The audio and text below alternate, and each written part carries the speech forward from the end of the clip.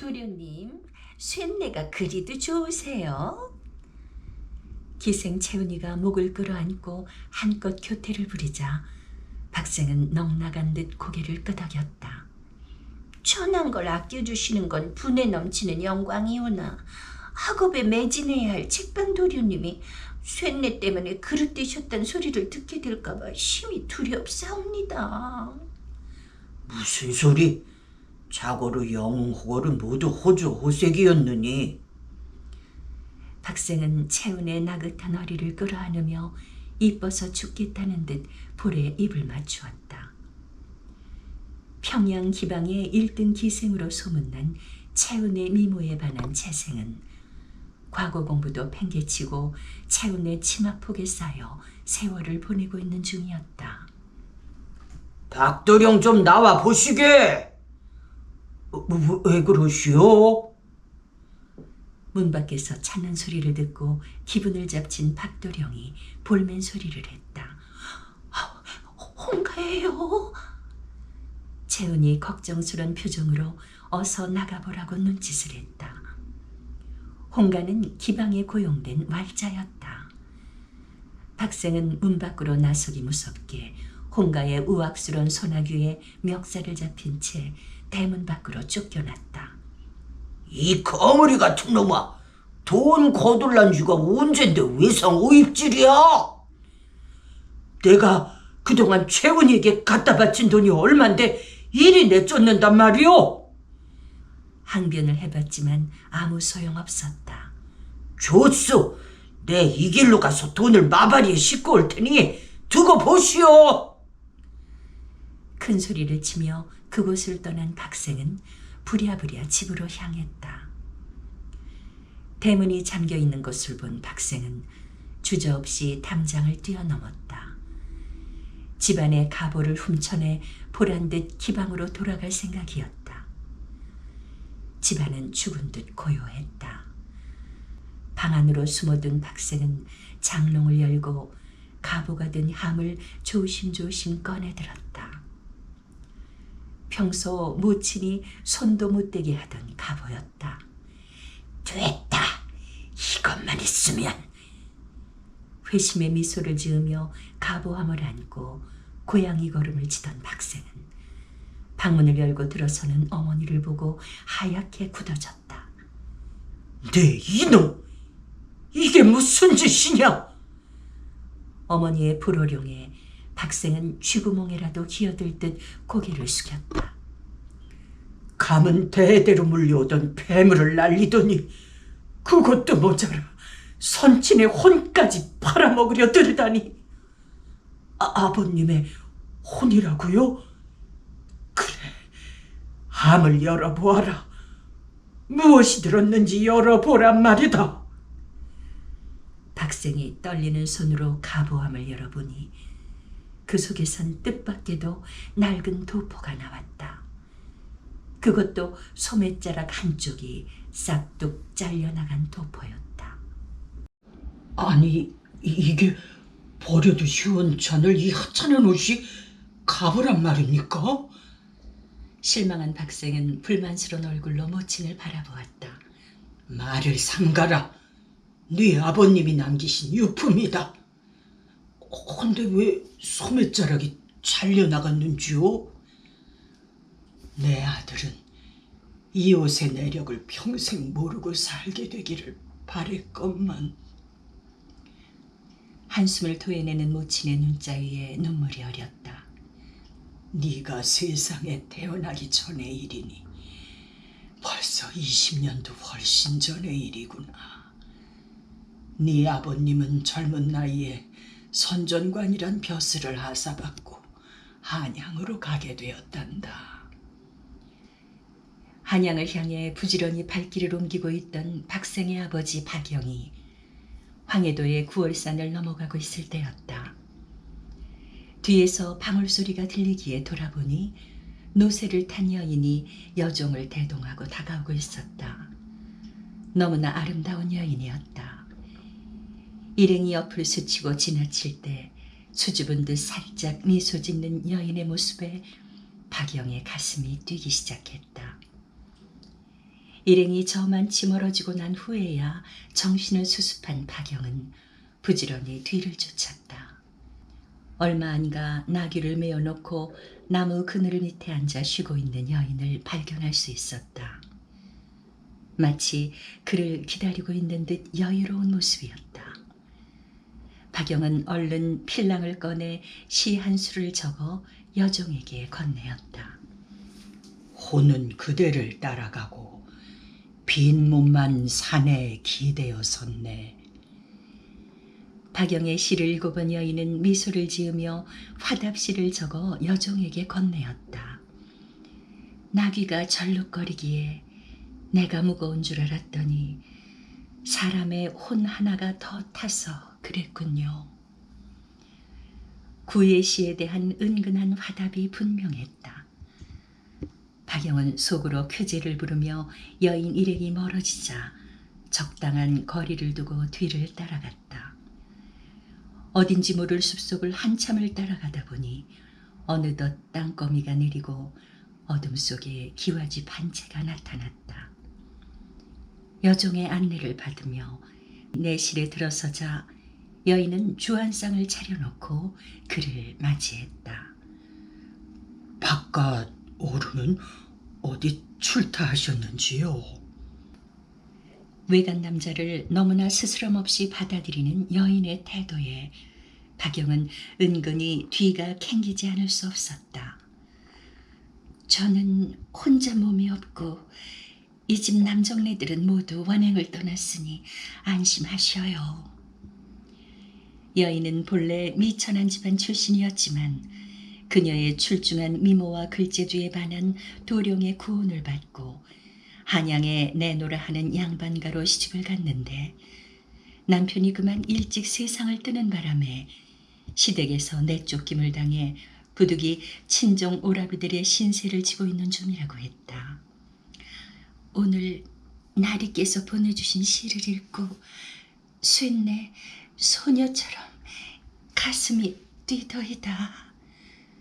나 역시 좋은 글벗을 만나 시흥이 도도하니 오늘 밤 쉬도록 마시며 글재주를 겨뤄보고 싶구려. 박영의 화답에 여인은 교태 어린 몸짓으로 박영의 잔에 술을 따랐다. 그렇게 주거니 받거니 하며 술이 몇 순배를 돌자 여인이 더 이상 술 기운을 견딜 수 없는 듯 살며시 몸을 기대왔다. 박영은 기다렸다는 듯 그녀를 포옹하며 입을 맞추었다. 잠시 후 여인과 함께 이부자리 속으로 들어 달콤한 사랑을 나누려던 박영은 누군가 문을 박차고 들어오는 소리를 듣고 놀라 몸을 일으켰다.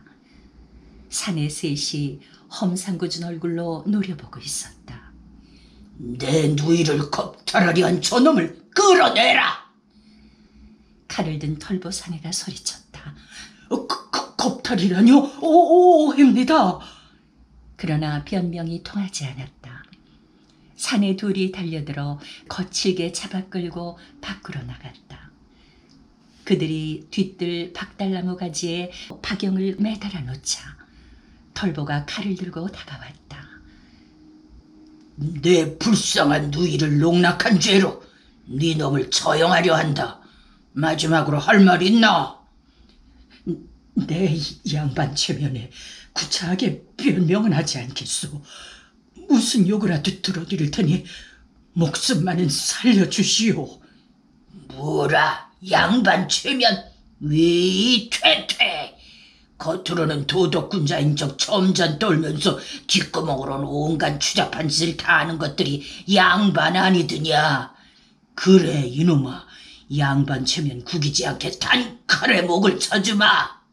털보가 칼을 치켜들자 박영은 다급히 소리쳤다. 제발 살려주시오. 목숨값을 치르겠소.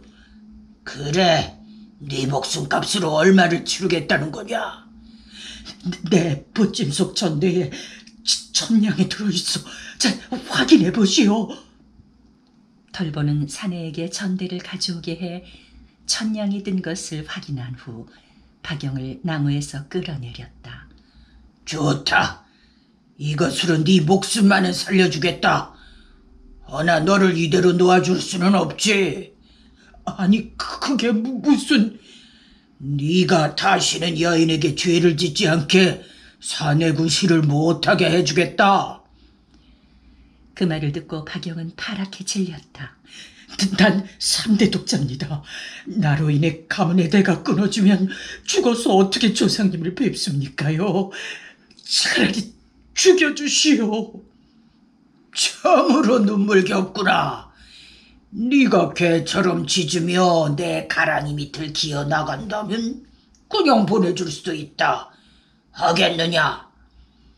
박영은 기가 막혔다. 아무리 궁한 처지에 몰렸기로서니 명색이 양반인데 어떻게 상놈의 사타구니 밑을 기어간단 말인가. 그것도 개처럼 짖어대라니.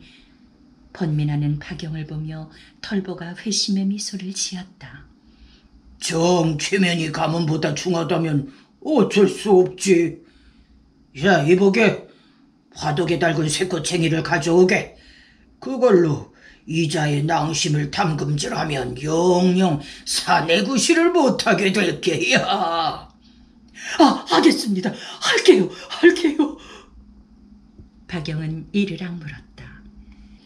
그가 멍멍 짖으며 털보의 가랑이 밑을 기어가기 시작하자 사내들은 박장대소를 하며 갖은 조롱을 퍼부었다. 수치와 모멸감으로 온몸이 부들부들 떨렸다. 새벽 무렵에야 가까스로 풀려난 박영은 허겁지겁 산을 내려가고 있었다. 이 악몽 같은 9월산을 한시 앞이 벗어나고 싶은 생각밖에 없었다. 정신없이 발길을 옮기고 있던 박영은 숲속에서 튀어나오는 여인을 보고 소스라치게 놀랐다. 나리, 쇳내도 데리고 가주세요. 여인은 박영의 소매자락을 붙잡고 매달렸다. 노시오, 그대 오라비들에게 또 무슨 행악을 당하라고 이러시오? 그 자들은 내 오라비가 아니라 도둑들입니다. 그 모든 게 저를 미끼로 나리를 겁박해 돈을 갈취하기 위한 흉계였죠. 뭐라고? 박영은 어이가 없었다. 쇳내는 저들에게 붙잡혀와 어쩔 수 없이 도둑들의 앞잡이 노릇을 하고 지냈습니다. 나리를 뵙는 순간 흠모하는 마음이 솟아나 나리 부디 저를 데리고 멀리 가주셔요. 그럴 수 없어. 노시오. 박영이 옷소매를 부리치자 여인은 품속에서 은장도를 꺼내들었다. 그냥 가시려거든 차라리 쇳내를 죽이시고 가셔요. 눈물 젖은 그녀의 눈동자가 사나이의 마음을 흔들었다. 순간 은장도를 받아준 박영의 손이 바람을 가르며 여인이 잡고 있는 박영의 도포자락이 싹둑 잘려나갔다. 실수는 한 번으로 족한 법. 내 2번 다시 여색을 탐하지 않으리. 잘려진 옷소매 끝자락을 잡고 울음을 터뜨리는 여인을 뒤로하고 박영은 미련 없이 그곳을 떠났다. 그날 네 아버지가 그 지옥같이 모진 지옥과 수모를 참고 견디지 않으셨다면 너도 이 세상에 없었을 것이고 우리 박씨 가문도 멸문이 되고 말았을 게야. 고개를 숙인 채 어머니의 이야기를 듣고 있는 박생의 눈에 참회의 눈물이 흐르고 있었다. 자고로 여자를 싫어하는 남자가 어디 있겠느냐. 허나 아름다운 꽃엔 독이 숨어 있는 법. 혹여 후손 중에 당신처럼 그런 어리석음을 범하는 이가 생길까 염려해 이 도포를 가보로 물려주라고 하신 것이다. 부끄럽지도 않느냐. 남아 대장부가 경영할 것이 기껏 기방 출입밖에는 없단 말이더냐. 비록 어조는 나직했지만 어머니의 음성은 화살촉보다 더 날카롭게 그의 폐부를 찔렀다. 박생 박생은 자리에서 일어나 옷깃을 여미고 부친의 도포에 큰 절을 올렸다. 아버님, 소자를 용서하소서. 걷잡을 수 없는 눈물이 박생의 볼을 타고 흘러내렸다. 그 후 박생은 마음을 다잡고 학문에 매진해 벼슬길에 올랐다고 하며 소매가 잘려나간 도포는 색향의 고향 평양의 터를 잡고 살았던 박씨문중의 가보로서 후손들이 여색을 경계하는 증표로 삼았다고 한다.